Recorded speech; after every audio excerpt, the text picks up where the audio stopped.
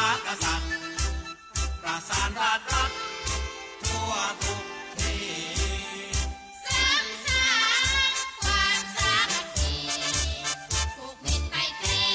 ต่างชาติทั่วไปงานศิลปะและวัฒนธรรมเผยแพร่ประจำน้อมนำชาวไทยสร้างความรักชาติความมั่นคงภายในประชาสนใจได้ฟังรายการจากสวท.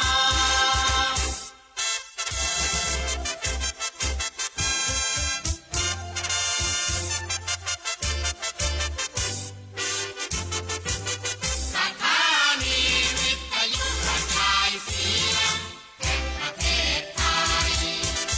ทำงานมั่นใจในด้านข่าวสารให้ความรู้ทั่วทุกด้านให้ความสำราญบันเทิงรื่นรมใจเผยแพร่ผลงานรัฐบาลด้วยราชการทั้งไกลและไกลสร้างสรรค์ระบอบประชาธิปไตยให้ชาวไทยเข้าใจอันดีเทิดทูนชาติศาสนาพระมหากษัตริย์ประสานราชรัฐทั่วทุกที่สร้างสรรค์ความสามัคคีผูกมิตรไมตรีต่างชาติทั่วไปงานศิลปะและวัฒนธรรมเผยแพร่ประจำน้อมนำชาวไทยสร้างความรักชาติความมั่นคงภายในประชาสนใจได้ฟังรายการจากสวท.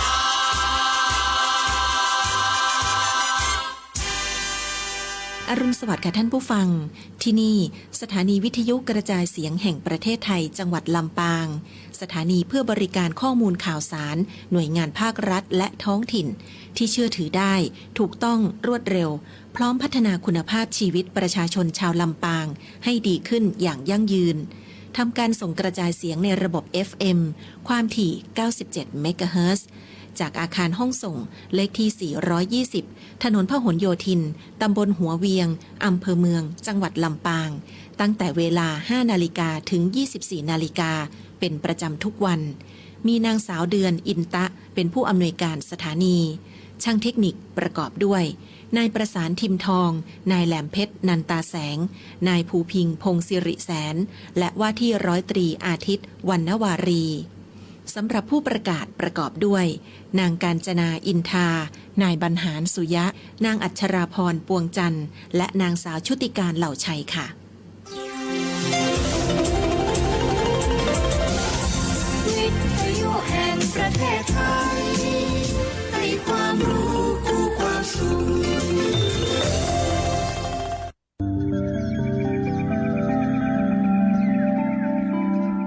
สถานีวิทยุกระจายเสียงแห่งประเทศไทยจังหวัดลำปาง FM 97 เมกะเฮิรตซ์เสนอรายการ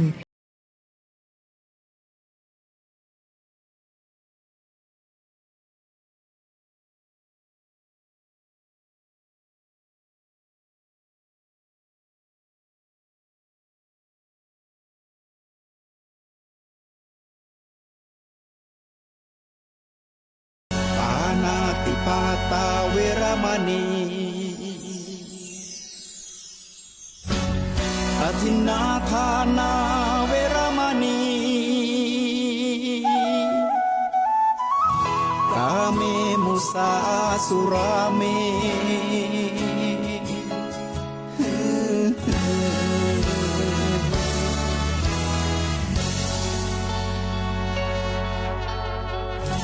ศีลคือข้อห้ามธรรมคือข้อให้พุทธองค์ตรัสไว้ชี้ทางใจให้ภาคเพี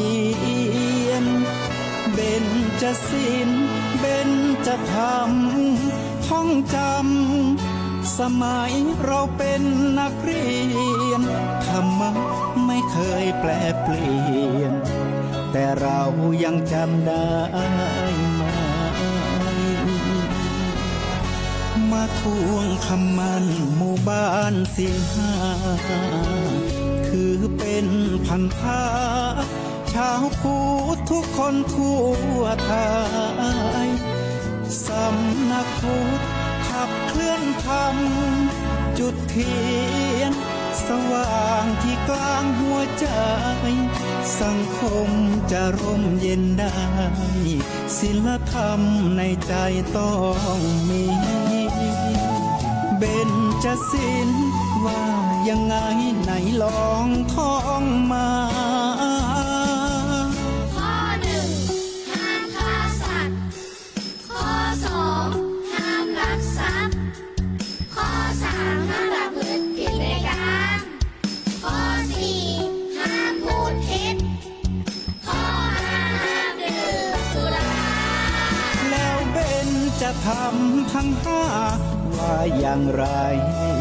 ในบอกชัดๆอีกที ข้อหนึ่งเมตตากรุณาข้อสองสัมมาอาชีพข้อสามกามสังวรข้อสี่ต้องมีสัจจะข้อห้าสติสัมปชัญญะ ศีลห้าข้อทำห้าข้อทำใจทำได้สักข้อหรือยังมีศีลสุขล้ำมีธรรมสุขใจ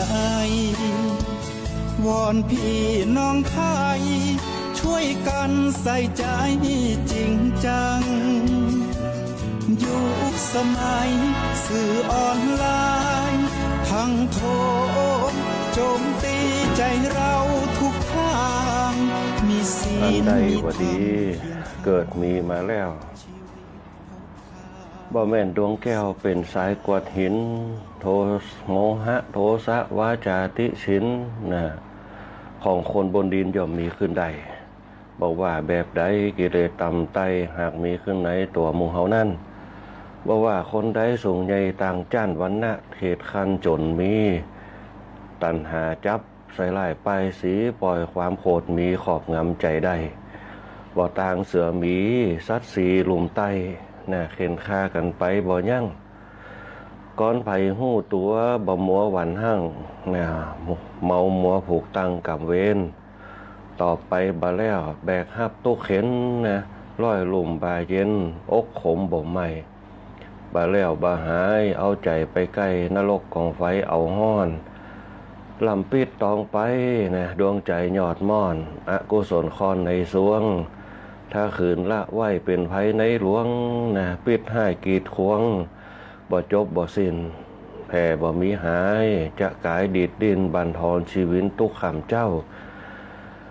วันนี้คำข้าวห้ำหอมมาวันตาหยอกเย้านะโมเฮาแบบเบาดาฟัง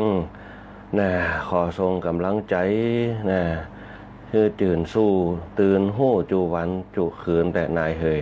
ก็ขอเจริญพรขอบคุณกับกำข่าวคุณชูเกียรติกาวิจานะตังเจียงใหม่นะที่ได้ฝากกำข่าวกำเครือมาคือมาหลายมาห่ำกันในช่วงยามเจ้าเป็นสิริมงคลแบบเบาเดิมมาคือกับคณะศรัทธาญาติโยมผู้ฟังทุกคนทุกท่านนะในช่วงตอนเจ้านี่ก็ได้ครบวาระนะป๊อปแป๊บจันทร์พุธศุกร์นะขึ้นมากันถึงวันในช่วงระยะหลังนี่ก็นะยิ่งเวลาที่เปิ้นเฮาว่าเวลาแห่งนะก็เป็นเวลาน้อยนะในทุกวันคนเฮานะเปิ้นถึงบอกว่าเวลาเท่าแก่มาปุ๊บนะเวลามันยังบ่เร็วนะเวลามันยังบ่น้อยแต่ว่ายามเป็นละอ่อนเวลายังบ่เมินนะกว่าจะค่ำกว่าจะแจ้งนะยามเป็นละอ่อนนะยามเฒ่ายามแก่มาเนี่ยเอาละกึดนะเวลาปุ๊บเดี๋ยวก็ค่ำยิ่งคนมีภาระหยังต่างๆนะดุไปห่ำไปเฮียนต้องแจ้งเงินแจ้ท้องในสำให้นะสำเร็วนะเนี่ยเป็นคนเฮาว่าตามไว้นะยามหนุ่มเนี่ยเวลามันไกลยามเฒ่าเวลามันไกลนะไกลเข้ามาติ๊กๆบ่ใช่ไกลความตายนะเพิ่นเอาไกลเพิ่นเฮาว่าไกลเสื่อมนะเพิ่นเฮาเสื่อมสังขารไปไกลเข้ามาติ๊กๆเนี่ยแต่เฮาบ่ต้องตุกฮ้อนใจเฮาฮู้ว่าความเสื่อมมันเกิดขึ้นแล้วโป๊บนะแต่เฮาต้องอยู่กับความเสื่อมผู้ใดเนี่ยอยู่กับความเสื่อมตรงนั้นคือได้แล้วก็เขาจะปรับตัวปรับใจ เข้ากับความเสื่อมผู้ใดนะ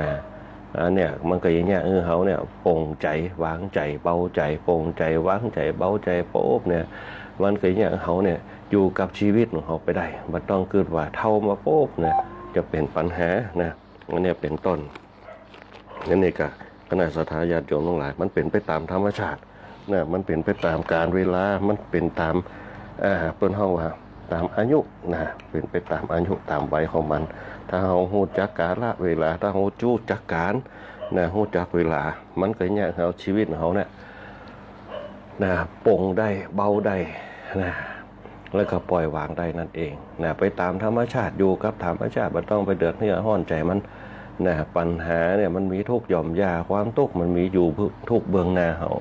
ถ้าเฮาฮู้จักแก้ปัญหามีปัญหาโป๊บเฮาแก้ปัญหาเป็นความทุกข์ถ้าเฮาฮู้จักแก้ปัญหาโป๊บเนี่ยแล้วก็ใจคำว่านะบนห้องว่าคำว่าแก้ปัญหาได้เนี่ยความบนห้องว่าสะอาดให้มันสบายใจสว่างให้มันสว่างใจนะสงบให้มันสงบจิตสงบใจกับปัญหาเรานั้นสะอาดสว่างสงบสะอาดสว่างสงบสะอาดคือศีลสว่างคือตาลสงบคือภาวนานั่งภาวนาไปรับตาภาวนาไปสูดลมหายใจเข้าออกนะเฮาถ้าจิตเฮาเจริญแล้วปุ๊บเนี่ยการกินมันก็จะน้อยลงการดิ้นรนมันก็จะน้อยลงการอยู่กับธรรมชาติมันก็จะมากขึ้นนะการกินว่าต้องไปดิ้นรนกินจนกัดต้องกินจนเพิ่นเฮาว่ากินจนคดไหลย้อนพองเนี่ยเอากะเนี่ยคือเฮาเพิ่นเฮาว่ามีสติในการยับยั้งในเรื่องกินนะอย่างต่างๆเนี่ยมันเบาๆลงนะมันเนี่ยคือเฮาปลงเฮาปล่อยเฮาวางได้นั่นแหละคือวิธีการแก้ธรรมะเนี่ยมันเป็นประโยชน์เวลายามเฒ่ายามแก่มาโป๊บเฮาแก้ธรรมะบ่ต้องไปคิดนักบ่ต้องไปคิดว่าโอ้เฮาบ่มีเพื่อนบ่มีฝูงนะมันถึงเวลาของมันนะต้องอยู่กับตัวเก่าคือใดนะเขาอยู่กับตัวเก่าได้นั่นแหละสำคัญที่สุดคนอื่นเป็นเปื้อนรอบข้างปีน้องเปรียบเหมือนแขนขานะอันเนี้ยเปรียบเหมือนเสื้อผ้านะอันเนี้ยเป็นต้นญาติพี่น้องเปรียบเหมือนเสื้อผ้าเปรียบเหมือนแขนขาของเขานั่นเองนะสุดท้ายแล้วปุ๊บเขาก็ต้องอยู่กับตัวเขาได้ตัวเขาเป็นก้อนเป็นดุนนี่แหละนะตัวกับหัวเนี่ยต้องไปที่ใดนั่นแหละศรัทธาญาติโยมทั้งหลายเพราะฉะนั้นเนี่ยต้องดูแลตัวเก่าให้ดีๆเนี่ยเขาอยู่กับตัวเก่าได้เนี่ยเขามีความสุขพระพุทธเจ้าบอกว่าเนี่ยการอยู่กับตัวเก่าได้นั่นแหละคือการชนะตัวเก่าการอยู่กับตัวเก่าได้นั่นแหละคือคนพ่ายแพ้ตัวเก่าเพราะฉะนั้นคนเฒ่าแก่เขาจะไปกึดกรำก้อยน้อยใจเนี่ยอย่างน้อยก็คือใจธรรมะเนี่ยเป็นตัวเติมสติเขาเนี่ยอยู่ไปตามธรรมชาติมาต้องกึดกรำก้อยน้อยใจคือสุขภาพร่างกายมันบั่นทอนไปบางคนจิตตกของอายุจัดนักเนี่ย70 ปลายนะจะแขวนคอตายอยู่นะอันนี้เป็นห้องสร้างกรรมเอาไว้นักสร้างบาปเอาไว้นักว่าต้องไปกึดในเรื่องสิ่งเหล่านี้สร้างความดีเอาไว้ให้ดีที่สุดแล้วก็ความดีเหล่านั้นมันก็จะตอบสนองเขาแบบไหนตอบสนองเขาแบบที่เขาบ่ฮู้สึกตัวมันก็อยากกลับมาตามนั้นนะมันจะตอบสนองเขาธรรมชาติถ้าเขาสร้างมันดีมันก็จะดีตามนั้นนะถามว่ามันดีแบบใดล่ะนะเขาก็บ่สามารถจะตอบได้ว่าเพราะว่าความดีมันสัมผัสไม่ได้มันจับต้องไม่ได้แต่มันรู้สึกด้วยจิตวิญญาณของเราที่เขาทำความดีไปแล้วถึงเขาทำความดีกับคนอื่นบ่ถูกใจแต่เขาฮู้ว่าเขาตัวเขาทำความดีไปนั่นเขาก็มีความสุขใจสิ่งที่เขาได้คือความสุขใจเขาจะได้หรือบ่ได้นั่นเขาบ่สามารถรับรู้ได้แล้วเขาบ่สามารถจะบังคับได้เพราะฉะนั้นสิ่งที่เขาทำเนี่ยเขามีความสุขที่สุดถามว่าเขาจะทำความดีแบบไหนทำดีให้กับตัวเองตื่นเจ้ามาเนี่ยทำความดีให้กับตัวเก่าหรือยังหนึ่งนะตื่นเช้ามาปุ๊บสูดอากาศเข้าไปในหัวใจเขาหรือยังสองเอาอารมณ์ดีๆเนี่ยใส่กับใจเขาไปหรือยังนะสิ่งที่บ่ทรยศเขาก็คือหัวใจเขานะคนรอบข้างบอกว่าจะเป็นไผก็ตามยังทรยศเขาได้แต่สิ่งที่บ่ทรยศตัวเขาคือหัวใจเขาอยู่กับเขาตลอดเวลาแล้วก็บ่คิดคดกับเขานะหัวใจเขาอยู่กับเขาอยู่ตลอดต้องรักษาหัวใจของเขาได้นะหัวใจเขาเป็นเรื่องสำคัญหัวใจดีนะจิตมันก็จะทำงานได้ตามปกตินะเพราะฉะนั้นจิตกับใจจิตเนี่ยเป็นป่อของใจนะใจเนี่ยเป็นป่อของโลกของกรรมหนึ่งนะของกายเขานั่นเองเพราะนั้นต้องดูแลกันดีสิ่งที่เขาต้องดูแลให้นักที่สุดคือจิตใจเขากับกายเขาต้องปกป้องให้ดีๆเนี่ยบางคนลืมตัวเก่าไปรักษาคนอื่นนักเกินไป นะบางคนดูแลนักเกินไปคนอื่นนักเกินไปจนลืมความทุกข์ของตัวเก่านะพอความทุกข์ของตัวเก่าเนี่ยมันบั่นทอนเขาไปปุ๊บเนี่ยนั่นแหละนะเนี่ยคือสิ่งต่างๆมันดับปูไปทันทีเพราะฉะนั้นเนี่ยการใจธรรมะเนี่ยคือการใจบนห้องว่าอารมณ์เนี่ยตีดีๆใส่เข้าไปคือสติของเขาเนี่ยหู้จักคิดพิจารณาด้วยปัญญาว่าอันไหนควรทำอันไหนบ่ควรทำนะอันไหนควรสร้างสรรค์อันไหนบ่ควรสร้างสรรค์นะอันนี้ก็เป็นแนวทางให้กับพระนาศรัทธาญาติโยมทั้งหลายนะตั้งจิตตั้งใจให้ตั้งมั่นเกิดอย่างบ่ออกบอกอย่างบ่ทุกนั่งโคตรสวยนะหรือว่าอันก็นั่งกินกาแฟไปต้อยนะนึ่งเข้าเป่าไฟไปต้อยตามวิถีชีวิตของเขาอยู่ไปตามวิถีชีวิตอยู่ไปตามธรรมชาติของเขาจากธรรมชาตินั่นแหละเขาจะรู้จากธรรมะนะธรรมชาติมันเป็นไปตามกาลเวลานะเปลี่ยนไปตามกาลเวลานะย้ำเป็นละอ่อนเขาเนี่ยมีธรรมชาติอย่างดีแต่พอใหญ่ขึ้นมาปุ๊บธรรมชาติมันเปลี่ยนแปลงไปนะอย่างบางเตี่ยฝนกระตกนะยังเข้าพฤษภามาแล้วปุ๊บเนี่ยยังบัดตันเข้ากลางประสาทเนี่ยเป้าน้ำท่วมนะนั่นแหละคือการเปลี่ยนแปลงของโลกมันเปลี่ยนไปตามกาลเวลาเปลี่ยนไปตามเหตุการณ์ยิ่งคนนักเท่าใดปุ๊บโลกมันก็เปลี่ยนแปลงพฤติกรรมของมันไปยิ่งคนนักโลกมันก็อยากมีวิธีการกำจัดคนที่มีน้อยลงนะมีโรคภัยไข้เจ็บเกิดขึ้นมีอุทกภัยเกิดขึ้นมีวาตภัยเกิดขึ้นเพราะอย่างพ่อคนมันนักขึ้นพอนักขึ้นปุ๊บความวุ่นวายก็เกิดกับคนเขาตัดไม้ทำร้ายป่านะยิงขันฆ่ากันล่าอาณานิคมกันนะเอาบนห้องว่าเอาสิ่งต่างๆขึ้นมาใจพ่องนะวัตถุไตรพิภพพ่องมาใจมันก็ยังธรรมชาติเปลี่ยนแปลงไปยังเกิดนิวเคลียร์ขึ้นมานั่นแหละคือความเป็นมนุษย์ของเขาเนี่ยมันเหมือนกับธรรมชาติที่มันเปลี่ยนไปมันจะเป็นตัวบนห้องว่าเป็นวัฏจักรชีวิตกำจัดของมันไปเนี่ยเพราะฉะนั้นในสิ่งเหล่านี้พระพุทธเจ้าจึงเอาประมวลมาเป็นธรรมะนะว่าทุกอย่างมีการเปลี่ยนแปลงไปอนิจจังคือความไม่เที่ยงแท้แน่นอนทุกขังทุกอย่างเป็นทุกอนัตตาไม่มีตัวตนนะคือความไม่เที่ยงทุกอย่างมีความบ่เที่ยงแท้แน่นอนอยู่ไปตามธรรมชาติแล้วก็เขามีความคิดดีทำดีเห็นดีเห็นงามเห็นถูกเห็นต้องเห็นควรนะอย่าเห็นพิษนะพิจารณาไปตามเหตุปัจจัยต่างๆที่เขานะอยู่รวมกับมันนี่คือธรรมชาตินะเขาอยู่กับธรรมชาติได้ปุ๊บชีวิตเขาจะยั่งยืนนะคณะสัตยาญาติโยมทั้งหลายเพราะฉะนั้นเนี่ยการดำเนินชีวิตของคนเขาทั้งหลายเนี่ยนะอย่างน้อยก็คือ1อากาศนะ2อารมณ์3อาหารนะอาหารเนี่ยกินเพื่ออยู่ไม่ได้อยู่เพื่อกินนะจะไปกินด้วยความบนห้องถูกใจนะกินเพื่อความสบายใจนะทุกอย่างกินด้วยความสบายใจนะจะไปกินด้วยความถูกใจกินด้วยความถูกใจปุ๊บมันเสี่ยงหนักอย่างบางคนว่าเดียวเนี่ยปูซื้อทุเรียนแกนเนี่ยเป็น500-600นะกินกำเดียวก็หมดนะแปลงเหี่ยนะให้กินที่มันหายยากนะคนนั้นแกว่าโอ้กินที่มันปองปีปองเดือนนะให้มันหูว่าได้กินนะคนนั้นแกเขาแต่ก่อนเปิดก็แค่นั้นนะมันได้กินละปีนี้ยังเฮ็ดทอมนะก็ได้กินละปีนี้ได้กินละเนี่ยอันเนี้ยก็เป็นวิถีชีวิตของคนเฒ่าคนแก่ของตัวเป็นพิจารณานะเพราะฉะนั้นเนี่ยเขาก็ต้องเตรียมตัวป้องกันต่างๆนะสิ่งที่มันจะเกิดขึ้นกับตัวเขาธรรมะจะเนี่ยเขามีสติในการคิดพิจารณาต่างๆนะก็อย่างที่บอกนะในยุคปัจจุบันเขาผ่านมาเนี่ยน้ำท่วมเนี่ยยังตังเกาะขาตังอาชัดผ่านได้มาเหมือนเดือนตุลาพฤศจิกาปีแล้วอันนี้ปัตตันอย่างโป๊บเนี่ยได้ยินข่าวละน้ำท่วมมาละสาเหตุก็มาจากธรรมชาตินะธรรมชาติก็ต้องการเอาคืนพ่องนะอย่างตีเขาหันตังเจียงไฮ้พ่องอย่างพ่องนะตีเขาลุกไปนะแม่น้ำเปิ้นมีนะว่าฉะนั้นก็ต้องโทษมนุษย์คนเขาทั้งหลายนะที่เขาไปเบียดเบียนเขานะเบียดเบียนธรรมชาติตัดไม้ทำร้ายป่านะคนเท่าสมัยตะก่อนเนี่ยนะคณะสัตยาญาติโยมย้อนไปแหมสัก80-90 ปีขึ้นหลังนะเปิ้นรักษาต้นไม้นะคนเฒ่าแก่เปิ้นจะรักษาต้นไม้ที่ไหนมีต้นไม้ที่นั่นมีความลมเย็นที่ไหนมีต้นไม้ที่นั่นมีน้ำบ่อที่ไหนบ่มีต้นไม้ที่นั่นบ่มีน้ำบ่อนะขุดมาเถอะนะบ้านไหนมีต้นไม้ขุดน้ำบ่อจะมีน้ำละเจาะน้ำไปแป๊บเดียวน้ำก็มีละลองสังเกตพอเถอะนะที่ไหนเนี่ยน้ำจะหนักขุดดินลงไปปุ๊บ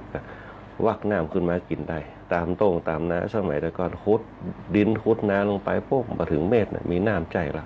ไปพอแต่นะสังเกตว่าในยุคปัจจุบันเขาลองพอนะ ขุดไปเป็น15 เมตรก็บ่จะได้น้ำตอกน้ำไปเป็น13 เมตรก็บ่จะได้น้ำนั่นแหละคือสังคมยุคใหม่นะแต่ถ้าเขาจะหวนกลับขึ้นไปอย่างเก่าคงเป็นไปได้ยากเพราะคนในยุคปัจจุบันของคนในยุคแต่ก่อนมันแตกต่างกันคนในยุคแต่ก่อนมีจิตสำนึกมีสามัญสำนึกรักถิ่นฐานบ้านเกิดรักจริยอารยธรรมนะประเพณีแต่คนยุคใหม่นะนึกถึงพรุ่งนี้จะเอาอะไรนะถ้าเขาบ่มีเขาก็อดนะอันนี้เป็นตอนคนยุคสมัยใหม่ความดิ้นรนมันดึงต่างกันบางคนลืมชีวิตเก่าๆก็มีทำงานนะอย่างเช่นบางคนเนี่ยขี่รถไปวันๆแต่ละวันนะได้เงินหาเงินติ๊กๆนะวันหนึ่งอาจจะได้เป็นปันก็จริงอยู่นะแต่ชีวิตคนเขาเนี่ยขวางบนห่อแขวนได้แขวนไว้บนเส้นได้นะบางคนครับแก๊บพองครับยังพองที่ส่งของครับเร็วๆกับต้องระมัดระวังนะบางคนขับรถตู้ส่งของว่องก็ต้องระมัดระวังนะเหตุการณ์ก็มีแล้วนะเจ็บกี่วันนะรถตู้ส่งของคนเฒ่าเปิ่นขับรถอยู่ข้างๆก็ไปปัดไปโจรเปิ่นนี่แหละโดยเฉพาะรถตู้ทึบอย่างเงี้ยส่งของส่งเนี่ยต้องระมัดระวังแล้วเขาก็ต้องนึกถึงนะใจภัยใจเปิ้นใจตัวนะจะไปกึดเอาใจตัวอย่างเดียวนะต้องระมัดระวังการเดินข้ามถนนก็จอดให้เปิ้นพองคนทอนแก่เวลาเปิ้นข้ามถนนเนี่ยคนในยุคปัจจุบันนะเปิ้นห้องว่าขาดเนี่ยขาดธรรมะคือขาดจิตสำนึกเพราะขาดจิตสำนึกเนี่ยมันก็จึงสอดคล้องกับธรรมะนั่นเองธรรมะเนี่ยเขาฮู้จักผิดจักถูกจักควรบ่ควรฮู้จักเมตตาต่อกันฮู้จักความอินดูต่อกันคนในยุคปัจจุบันเนี่ยเพิ่นเฮาว่าบ่ใครฮักกันนะอันเนี้ยคือเอารักเป็นใหญ่ในยุคปัจจุบันนั่นแหละมันถึงมีการบ่ยอมกันเกิดขึ้นในยุคปัจจุบันลองสังเกตพอต่างประเทศเฮาเนี่ยนะมีการอย่างต่างๆที่เฮาฮู้กันนะการล่าอาณานิคมของการแย่งดินแดนกันพ้องเนี่ยอย่างเขมรเนี่ยอย่างพม่าอีกนะอันเนี้ยก็คือเราลองมาดูกึดพอเนี่ยในสังคมบ้านเราเนี่ยอันเนี้ยก็คือศีลธรรมไม่กลับมาโลกาจะวินาศเราลองสังเกตพอนะมันจะเป็นปัญหาตามนั้นเพราะฉะนั้นเนี่ยคณะสัตยาญาติโยมทั้งหลายการรู้จักใจศีลเนี่ยมันจะเป็นตัวกำหนดย่าฮือตัวคนมีระเบียบมีจิตสำนึกนะการรู้จักฮือทานเนี่ยเป็นการเนี่ยให้คนเรามีความฮักกันมีความปั่นใจให้แก่กันมีความเอื้ออารีซึ่งกันและกันอันที่3เนี่ยเพราะว่าคนที่มีจิตใจที่เจริญดีแล้วปุ๊บย่อมมองโลกในแง่ดีเหมือนเขาท้องแก่เขาเนี่ยเพิ่นฮักลูกฮักหลานตัวเก่ายังบ่พอฮักลูกฮักหลานไว้ในหมู่บ้านเขาน่ะสังเกตพอวันเด็กก้าน่ะมีอย่างก้าก็ฮือกับละอ่อนเขามีการจัดงานวันเด็กฮือกันมีการจัดงานคารวะดำหัวคนท้องแก่ซึ่งกันได้กันเนี่ยความสัมพันธ์กันในชุมชนมันจึงเกิดขึ้นในด้วยความเคารพนับถือซึ่งกันและกันนี่แหละคือองค์รวมแห่งศีลแห่งทานแห่งภาวนาที่เป็นเฮาว่าบุญกิริยาวัตถุที่ทำร่วมกันเนี่ยคนในสังคมไหนก็ตามที่มีบุญรวมกันแสดงว่าสังคมนั้นมีศีลเนี่ยมีความสะอาดหมดจดมีความสื่อใสซึ่งกันและกันสังคมไหนก็ตามที่มีทานสังคมนั้นจะปั่นใจให้กันเจ็บเป็นป่วยไข้ช่วยเหลือกันเจ็บเยี่ยมไข้ตายเยี่ยมผีมีช่วยเหลือไม่แรงน้ำใจเนี่ยสังคมนั้นมีทานนะจะเขาจะไปคิดว่าทานคือดูเจ้าอย่างเดียวคำว่าทานมันเป็นอานิสงส์เนี่ยตีเนี่ยคือใจเขาน่ะมีความเสียสละเอื้อเฟื้อเผื่อแผ่นี่แหละคือทานสัพพะปาปัสสะอกรณังการไม่กระทำสิ่งที่มันเป็นเรื่องปัญหาต่างๆเข้ามาอยู่ในตัวกุศลสูปสัมปทาการสร้างความดีที่มีจิตสาระในการอยู่ร่วมกันในสังคมนะสุดท้ายความเจริญงอกงามไพบูรย์นะในกลุ่มชนในครอบครัวละอ่อนบดเดียวถ้าเขาบอกปลูกฝังเอาไว้ในคณะสัตยาญาติโยมโดยเฉพาะปู่ย่าตายายเนี่ยต้วยใจเนี่ยจบเกมนะมีละอ่อนเนี่ยที่บนห้องว่ามียายเนี่ยอาตมาภาพเคยสัมผัสเคยคุกคีอยู่เนี่ยเวลาเขายึดโทรศัพท์ปุ๊บหื้อใจโทรศัพท์ยายก็มาตุยเอาหื้อหลานปุ๊บหลานก็เอาโทรศัพท์ไปหาเพื่อนหาฝูง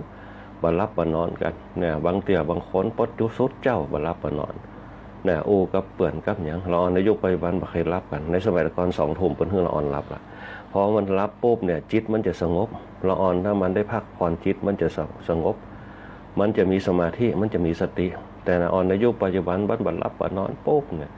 มันบ่ได้รับบ่ได้นอนสมองมันบ่ได้พักผ่อนจิตมันก็บ่สงบจิตมันบ่สมองบ่ได้พักผ่อนจิตบ่สงบมันก็เลยเป็นอารมณ์2 ขั้ว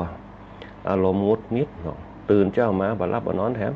น่ะก็ไปเล่นเกมแบบเล่นเกมพอแป๊บก็เครียดแถมจิตก็เสื่อมแถมนั่นแหละเป็นห้องอารมณ์2ก็พอเสียขึ้นมาพวกมาโทษสังคมบ่ดูแลมันต้องขึ้นอยู่กับปู่ย่าตายายโดยเฉพาะยายเนี่ยปู่ย่าทุกคนนะตัวใจหลานนะเพราะอันนี้ปัจเจนี่สัมผัสมานะที่อู้ให้ฟังอาตมาก็เลยบอกว่ารักวัวให้ผูกรักลูกให้ตีเนี่ยเป็นกรรมเก่าเนี่ยเขาต้องหักเขาตีด้วยวาจาพ่องมันจะตีด้วยไม้อย่างเดียวตีหื้อลาบหื้อจำมันจะตีเอาจนตายนะอันนี้เป็นต้นเพราะนั้นสิ่งที่สำคัญที่สุดคือเขาต้องช่วยกันจะเอาแต่สังคมพระสงฆ์มาช่วยสั่งสอนยากถ้าบ้านประสอนกันพระที่สอนให้เป็นจุดเริ่มต้นคือพระในบ้านคือพระพรหมในบ้านพระพรหมคือผู้ให้กับลูกก็คือพ่อแม่คือพระพรหมปู่ย่าตายายสอนให้เขารู้จักจิตสำนึกคนที่เนี่ยคือจิตสำนึกตั้งมั่นก็คือพระสงฆ์ก็คือศีลนะก็คือทานก็คือภาวนาแล้วก็คือบาปคือกรรมคือนรกแล้วก็สวรรค์นั่นเอง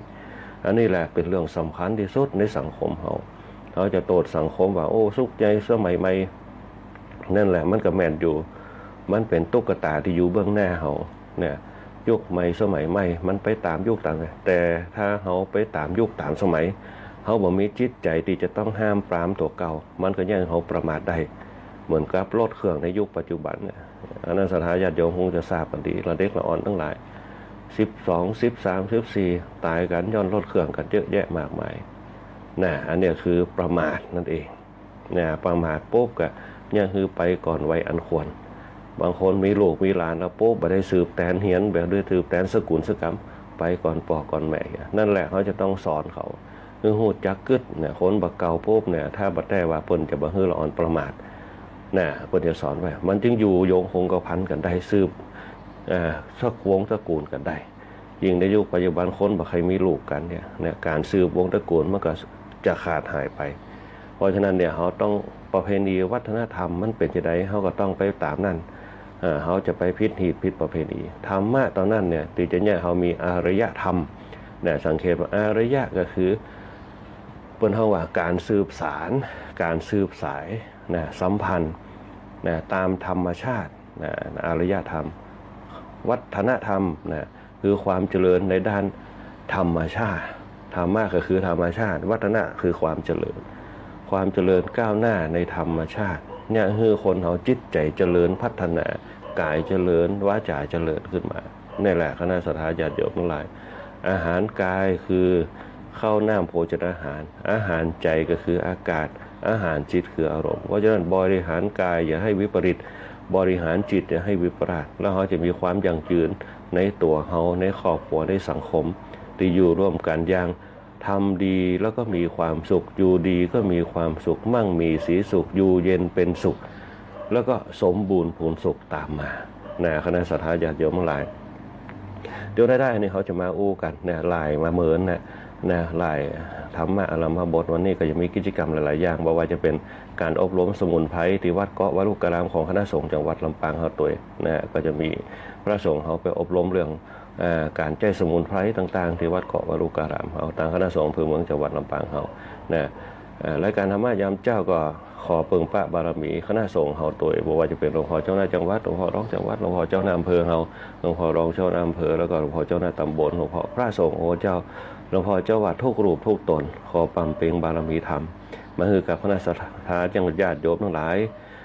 ที่ตั้งใจที่มีตั้งจิตในการฟังธรรมะยามเจ้าเพื่อให้เกิดประโยชน์ในพลังแห่งฌานะบารมีในจิตในใจในตัวในตนคือเป็นมนุษย์เป็นคนโดยมีปัญญาครอบคลุมในการดำเนินชีวิตแล้วก็สร้างภูมิต้านทานความทุกข์ทั้งหลายปัญหาทั้งหลายที่จะเกิดขึ้นกับตัวเขาแต่ละวันตามตาที่เราเห็นหูที่เราได้ยินกายที่เราสัมผัสป้องกันสิ่งต่างๆบ่ให้เข้ามาสู่จิตของเขาได้ง่ายๆห้องเครื่องสำคัญคือจิตอย่าให้ปัญหาอย่าให้ความทุกข์อย่าให้สิ่งต่างๆที่เป็นมิจฉาทิฏฐิเข้ามาครอบงำจิตของเขาเมื่อจิตของเขาถูกครอบงำด้วยกิเลสตัณหาด้วยปัญหาต่างๆมันจะทำให้จิตเศร้าหมองใจเขาก็จะบ่ผ่องใสนั่นเองคณะสัตยาญาติโยมนั้นขอปั๊มเปงบารมีสังฆรัตนะธรรมรัตนะพุทธรัตนะคือกับคณะสัตยาญาติโยมทั้งหลายอยู่เย็นเป็นสุขอยู่ดีมีสุข พ้นจากโรคภัยไข้เจ็บทั้งหลายแล้วก็ทนุบำรุงพระพุทธศาสนาสืบต่อไปชั่วลูกชั่วหลานนะอันนี้เป็นต้นอีกด้านหนึ่งก็จะเจริญพรขอบคุณกับ คุณเดือนอินต้าภูมิโดยการสถานีวิทยุสวทลำปางของเฮานะตีคือเวลาออกอากาศคุณการจนาอินทาคุณแหวชุติการเราใช้คุณค่อยอัจฉราพรโป้งจันทร์นะคุณบรรหารสุยะเป็นต้นเนี่ยคือพุทธศาสนิกชนที่ส่งเสริมพระพุทธศาสนาจนสถานีเฮาได้สถานียอดเยี่ยมในภาคเหนือตัวได้รางวัลเยอะแยะมากมายในผลเพราะว่าการทำความดีการสร้างบารมีก็จะเป็นรัศมีนะเปล่งแสงให้กับสิ่งต่างๆที่เขาได้ทำไปนะถึงมันจะบังเกิดเหมือนกับเขาได้โจกได้ลาภแต่มันก็ได้สิริมงคลได้สีได้สิริมงคลได้อำนาจได้เดชต่างๆประดับกายประดับจิตของเขาด้วยพลังภายในเนี่ยเพราะฉะนั้นการสร้างธรรมะคือการสร้างพลังภายในคณะสัตยาญาติโยมเขาก็เช่นเดียวกันนั่งฟังธรรมะได้พลังภายในไปเปิ้นเฮาว่าได้กายทิพย์กายทิพย์คืออย่างกายทิพย์ก็คือสิ่งที่ห่อหุ้มเฮาด้วยความดีความดีตรงนั้นเนี่ยจะเกิดกับตัวเฮาได้จะได้หนึ่งเนี่ยคนออกรอบข้างมองเฮาในแง่ดีสองเนี่ยสัตว์เดรัจฉานทั้งหลายเนี่ยมีจิตกับเฮาด้วยแง่ดีเนี่ยสามเนี่ยคือเทวดารักษาสี่เนี่ยคือธรรมชาติเกิดขึ้นกับตัวเฮานั่นแหละเป็นห้องพลังภายในพลังภายในเกิดกับตัวเขาจะเกิดขึ้นอย่างหนึ่งอย่างน้อยก็คือลูกหลานพ่อแม่อยู่เย็นเป็นสุขนะสองเนี่ยคือแคล้วขาดปลอดภัยนะสามเนี่ยเขาเนี่ยมีผลพลอยได้ตามมาก็คืออานิสงส์นั่นเองนะเพราะฉะนั้นการทำบุญต่างๆบอกว่าจะทำบุญในศีลในทานในภาวนาเนี่ยคือเกิดปิติสุขปิติสุขเนี่ยเกิดบารมีทำให้เกิดอานิสงส์อานิสงส์นั่นแหละจะเนี่ยคือเขาเนี่ยบนห้องมีออร่าหรือว่ามีรัศมีนะระยะคือเขาเป็นคนมีสง่าราศีตามมาบางคนบอกว่าจะเกิดตอนได้นะกำหนดไม่ได้สิ่งเหล่านั้นขึ้นอยู่กับจิตของเขานั่นเองที่มันสว่างที่มันปล่อยวางอะไรอย่างก็ตามที่เขาอยากได้อยากมีอยากเป็นมันบ่ได้ตามอยากที่เขาอยากได้อยากมีเป็นโดยฉับพลันยากนะแต่จะได้ตอนนั้นนะก็คือตอนที่เขาบนห้องว่าความสุขตีมันเต็มเปี่ยมก็ตัวเขาตีมันจะได้ก็บ่แตกต่างกันเลยตีเขาบอกว่าคนรวยให้อย่างมีโจกไม่หลับตลอดคนจนบ่มีโจกไม่หลับเพราะคนจนมีความอยากคนรวยเปิ้นบ่มีความอยากเปิ้นไปของเปิ้นตามนั่นเพราะฉะนั้นเนี่ยเขาจะต้องสะสมภายในคือนักถ้าพลังภายในเขานักพลังบุญเขานักพลังความดีเขานักผลมันก็ย่อมเกิดมาเปิ้นห้องว่า Amazing เนี่ยที่เขาเคยว่า Amazing เนี่ย Amazing คืออย่างคือปรากฏการณ์แห่งธรรมชาติจะเกิดขึ้นกับตัวเฮาถ้ามวลความดีมีมากนะสิ่งที่จะเกิดขึ้นตามมาก็คืออานิสงส์โจกลาภวาสนาเดชอำนาจบารมีสิริมงคลก็จะเกิดขึ้นทันตาเห็นที่เฮาเคยขอพรกันเนี่ยแต่เฮาบ่ฮู้เป้าหมายนั่นเองเพราะฉะนั้นการขอพรต้องขึ้นมีเหมือนกับมีทุนเขาต้องสร้างทุนเอาไว้ก่อนยานอวกาศน่ะมันได้ปุ่งขึ้นไปอย่างเดียวมันมีน้ำมันตัวนะคนเขาจะเนี่ยคือหยังประสบความสำเร็จตามเป้าหมายต้องมีพลังงานนะการสร้างพลังภายในการสร้างพลังภายในเนี่ยเขาจะเนี่ยอย่างฟังสร้างบุญหนึ่งบุญศีลบุญทานบุญภาวนาเป็นพื้นฐานบุญศีลบุญทานเปรียบเสมือนฐานของเจดีย์เนี่ยปลายแหลมของเจดีย์คือจุดศูนย์กลางคือเป้าหมายถ้าเขามองภาพตั้งเบื้องบนลงมาเขาจะเห็นว่าปลายเจดีย์อยู่ตรงกลางฐานกว้างๆคือความมั่นคงของฐานเจดีย์ที่ประคองกันเอาไว้จิตคนเขาก็เหมือนเดียวกันเขาต้องการอย่างมันได้ตามประสงค์เขาอยู่แล้วขึ้นอยู่กับพลังของเขาฐานของเขาตัวนั่นแหละพระพุทธเจ้าเปิดนิ้วสอนโครงสร้างในการใช้ธรรมะมีอยู่3ข้อ1ศีล2ทาน3ภาวนามันเกิดอย่างขึ้นศีลทานภาวนาศีลเนี่ยคือเกิดพระวินัยปิฎกนะทานเนี่ยคือเกิดอย่างเนี่ยคือเกิดพระวินัยปิฎกศีลเนี่ยคือเกิดพระวินัยปิฎกนะทานเนี่ยคือเกิดพระสูตรนะสุตตันตปิฎกนะภาวนาเนี่ยเกิดอภิธรรมปิฎกโครงสร้างของมันเลยนะคณะสัตยาญาติโยมลองไปย้อนพอนะถ้าเขาทำตามโครงสร้างได้เนี่ยมันจะมีแนวของมันเราไปสู่เป้าหมายนะอันนี้เป็นต้นลองหาอันอย่างก็ตามการดำเนินชีวิตถ้าเขามีวิถีชีวิตที่วางแผนเอาไว้ตามเส้นทางที่ถูกต้องมันจะมุ่งไปสู่เป้าหมายแต่ถ้าทำอย่างโป๊บเนี่ยกึดแต่ทำแต่การเดินทางเนี่ยสเปะสปะมันก็ย่อมไปถึงเป้าหมายยากนั่นแหละการสร้างบุญสร้างกุศลเนี่ยสร้างไปตามตีเขามีเจตนาเจตคติที่ดีเป้าหมายก็คือความดีเป้าหมายคือความสุขแล้วเขาก็สร้างไปเนี่ยเหมือนกับเขาเพี้ยวหญ้าเพี้ยวหยังคือกับบ้านเขาเพี้ยวแล้วปุ๊บมันได้อย่างได้ความเปล่งเนี่ยเพี้ยวบ้านเพี้ยวจ้องได้อย่างได้ความสะอาดได้ความหนังสบาย นั่นแหละการสร้างบุญสร้างกุศลก็เช่นเดียวกันนะเพราะฉะนั้นการสะสมพลังภายในคนไหนมีพลังภายในนักจิตมันก็ยั่งยืนหัวใจก็จะมั่นคงจิตยั่งยืนหัวใจมั่นคงร่างกายมันก็จะสมบูรณ์พูนสุขนั่นเองนะคณะสัตยาติโยมทั้งหลายนะครับสท.ลำปางเขาคือเวลาออกอากาศเพราะว่าจะเป็นไฟภูมิด้วยการสถานีนะไฟรายการไฟช่างนะตีมาบริการคือเขาวันนี้เขาได้หัวหน้าประสานทีมทองหัวหน้าประสานทีมทองเนี่ยบางทีหาเพลงหาอย่างต่างๆสรรหาเพลงธรรมะพ้องนะเปิดเพลงบริการพระสงฆ์ไม่ได้มาออกอากาศเปิดก็จะตัดไปหาปีท่านพระมหาไพบูลย์อภิปุโนที่เขาได้ยินกันก็จะมีท่านพระครูสิริธรรมวิพัฒน์พระครูสิริธรรมบัณฑิตพระครูสถิตธรรมวิพัฒน์บรรลัยศิลาทองจังหวัดบรรลัยศิลาทองเจ้าหน้าที่ตำบลพิชัยเขต 3แล้วก็ท่านพระครูสิริธรรมบัณฑิตจังหวัดวัดมิ่งเมืองมูลรองผู้อำนวยการวิทยาลัยสงฆ์นครลำปางก็จะมาร่วมกันทั้ง3รูปบวกกับเลขาเปิ้นวังเตียเปิ้นก็มาร่วมกันท่านพระอาจารย์ที่เปิ้นมาร่วมกันครับหลวงพ่อธรรมครูสถิตธรรมวิพัฒน์ก็จะมี 3-4 ตนนี่แหละพัดเปลี่ยนกันมาในช่วงธรรมยามเจ้าคือการพระสัทธาญาติโยมได้ยินได้ฟังกันแต่ส่วนอาตมาภาพนี่ก็เป็นประจำคือการพระสัทธาญาติโยมทั้งหลายได้ยินได้ฟังกันแล้วก็ให้ท่ายก็เจริญพรอนุโมทนาบุญครับทุกคนทุกท่านคณะสัทธาญาติโยมที่เป็นแฟนรายการธรรมะยามเจ้าติดตามกันตลอดมาสร้างชานะบารมีตัวเก่าแล้วก็ขอให้ปั่มเปงบารมีธรรมคือนักธรรมะเนี่ยคือธรรมชาติบางครั้งก็สัมผัสได้บางครั้งก็สัมผัสไม่ได้ที่สัมผัสได้เนี่ยเขาก็ยังหู้ว่านี่แหละคือปัจจตังคือตัวตนเป็นเรื่องเฉพาะตัวแต่ที่เขาสัมผัสมาได้คือนั่นแหละก็คือเป็นเขาลองว่าอนิจจังทุกขังอนัตตาเปลี่ยนไปตามธรรมชาติมันทุกอย่างถ้าเขาสร้างภูมิต้านทานตรงที่แล้วพวกเขาจะมีความสุขอันอย่างก็ตามจะให้เป็นไปตามใจเขาเป็นไปได้ยากแต่เขาสามารถทำจิตกับกายเขาได้ให้เป็นไปตามตัวตามตนของเขาได้เพราะนั้นพระพุทธเจ้าจึงบอกว่าเขาต้องชนะตัวเก่าเขาได้ถ้าเขาชนะตัวเก่าได้มาได้ปุ๊บนั่นแหละเป็นการชนะที่ประเสริฐที่สุดเพราะอย่างที่ชนะคือ1ข่มใจตัวเองได้ข่มใจไม่ให้ไปกระทบกับความอยากก็คือตัณหาข่มใจเนี่ยบ่ให้ไปตามอำนาจความโลภข่มใจบ่ให้ไปตามอำนาจคือความหลงตัณหาความโลภความหลงเนี่ยคือคนเรามีทิฏฐิมานะซึ่งกันและกันเป็นตัวปิดกั้นความดีทั้งหลายเพราะฉะนั้นคนเราแก่เขาในยุคสมัยแต่ก่อนที่อย่างเปิ้นมั่งมีสีสุขบางคนตุกขนาดนักแต่พอปัจจุบันร่ำรวยขึ้นมาสร้างฐานะตัวเก่าได้อันนี้เป็นต้นเปิ้นสามารถอยู่กับตัวกับตนได้บางครั้งเนี่ยกินต้อยตานต้อยอย่างที่เปิ้นบอกเอาไว้ถามว่าตานต้อยตานจะได้อันนั้นเป็นสิ่งที่เขาจะต้องคิดต้องทำตามเจตคติของเขาบางคนก็ทำตานคือครับสุนัขผ่องหมาที่ในบ้านเขาผ่องเขาหักมันก็หักเขาบางครั้งจิตที่เขาหักมันมีความเมตตามันก็หักเขาห้องมันมาปุ๊บบางคนบ่ต้องในห้องเจือกวักมือมันก็มาละเขาเปิดประตูมันก็มาหาละบางคนมากอดมาคอเคียเขานั่นจิตสำนึกของเขาเปิดห้องจิตเมตตาเพราะจิตเมตตาพวกแม้แต่สัตว์เดรัจฉานก็มาหักเขาเหมือนกับพระพุทธเจ้าจ้างที่ดุไล่ลิงที่ให้สุกสนก็เข้ามาหาเนี่ยเป็นสัตว์ที่มีคุณธรรมขึ้นมาได้จ้างกับลิงที่เขาเคยหันปางเลไล